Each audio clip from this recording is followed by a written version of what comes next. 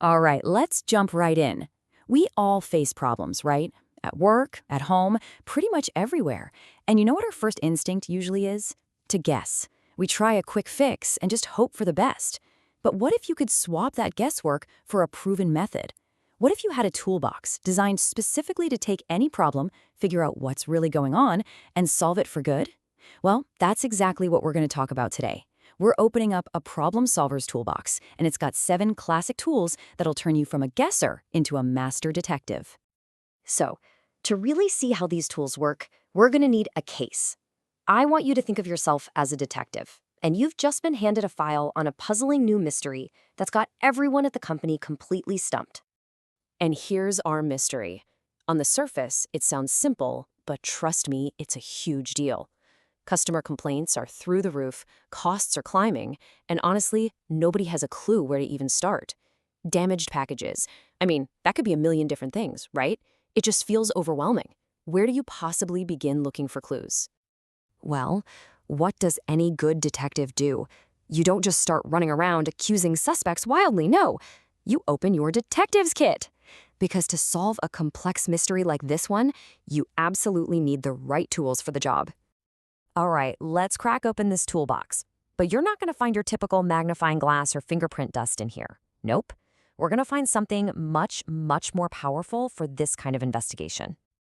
And here they are, the 7 classic quality tools. We've got the flow chart, check sheet, histogram, Pareto chart, scatter diagram, cause and effect diagram, and the control chart. I know, that sounds like a lot, but just think of them as specialized instruments. Each one has a very specific job in our investigation, from gathering the first clues to finally pinpointing the culprit. So let's put the first few to work. Okay, first things first. Rule number 1 of any investigation: you have to understand the scene of the crime. Before we start cooking up any theories, we need to get the facts straight. What is actually happening out there? This is where we gather our initial evidence. And our first tool for the job is the flow chart. Think of it as creating a map of the package's entire journey, marking every single step, every turn, and every stop from the second it gets packed to the moment it lands on a customer's doorstep. And this is absolutely the key here.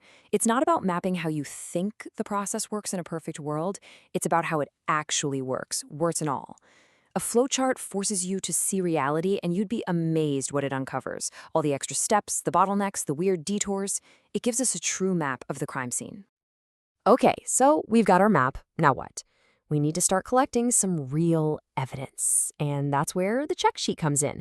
It's basically a detective's notepad, but it's structured so we can gather consistent, organized clues right there in the moment, right where the action is happening. Here's a perfect example of what that looks like. So instead of just running on a vague feeling like, hey, a lot of packages are damaged, we're now down on the warehouse floor collecting specific evidence. Are the boxes crushed? Is there water damage? Are the labels torn off? After just 1 week, these simple little tally marks transform those gut feelings into hard data. And these are the first real clues in our case.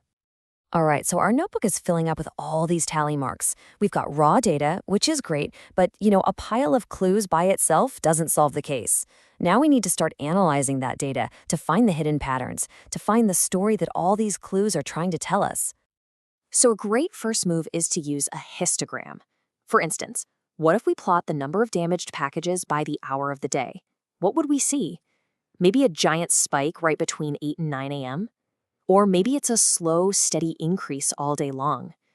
A histogram literally turns those boring numbers into a picture, showing us the rhythm of the problem. Now, before we grab our next tool, there's a really critical idea we need to talk about. It's called the 80-20 rule, or the Pareto principle. And what it suggests is that in most situations, roughly 80% of your problems are actually coming from only 20% of the causes. Our job as detectives is to find that vital few. And guess what? There's a tool built specifically for this. It's called the Pareto chart. It takes all that data from our check sheet and automatically sorts it from the biggest problem down to the smallest. It basically puts a giant spotlight on our most wanted culprit. And bam, look at what this Pareto chart tells us. The case just got blown wide open. Sure, we have some water damage, we've got some torn labels, but the overwhelming majority of our problem, that 80%, is coming from one single source: crushed boxes. We've found our prime suspect. Now we know exactly where to focus our investigation.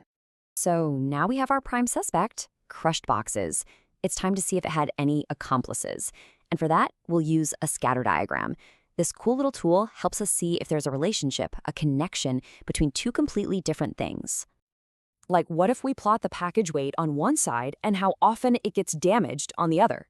Do the really heavy packages get crushed more often? Or maybe, surprisingly, it's the light ones. The pattern that shows up on this diagram could give us another powerful clue.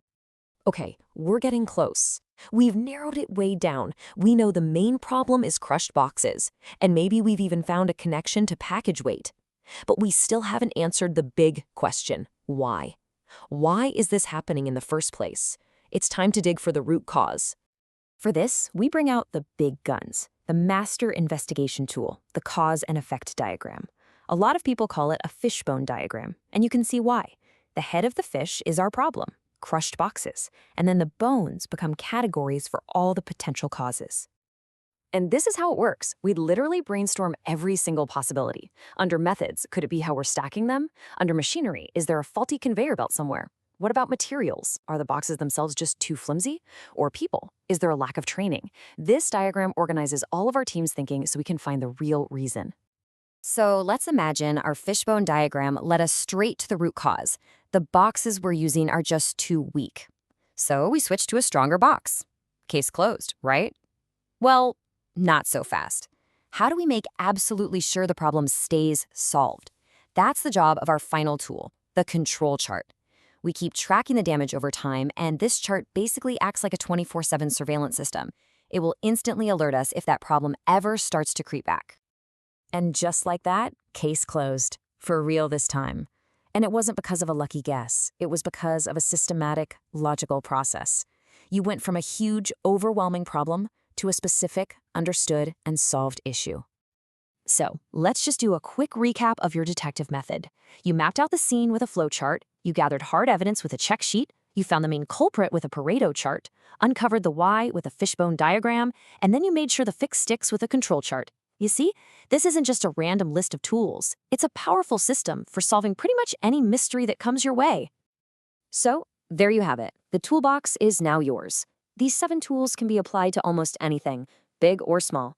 You can use them for a big process at work or to figure out why, I don't know, your site projects are always running late. The only question left is, what's the first problem you're going to go out and solve?